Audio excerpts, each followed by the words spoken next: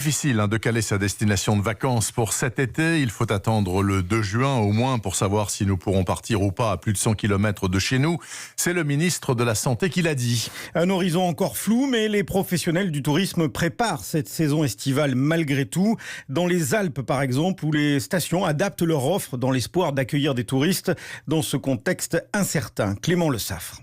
On est comme tout le monde, on a beaucoup d'incertitudes aujourd'hui sur ce qui va être possible de faire pour cet été et ce qui ne sera pas possible. Hélène Madec est directrice de l'office de tourisme de Megève en Haute-Savoie. Elle ne sait pas encore quand la station pourra ouvrir ses portes aux touristes, mais elle y croit. Et en attendant une date, elle planche sur un été encore flou. On s'interroge beaucoup, est-ce qu'on aura un accès à la montagne comme on le connaît d'habitude? On ne pourra certainement pas faire de grands événements et on a dû repenser tout notre été, c'est-à-dire redéployer toute notre stratégie, tout réécrire. Sur Megève, tout le monde est décidé, quoi qu'il arrive, à faire une saison d'été. Alors accueillir des touristes, c'est une chose, les occuper, c'en est une autre. Toutes les stations revoient leurs plans et imaginent des activités en plein air, plutôt par petits groupes.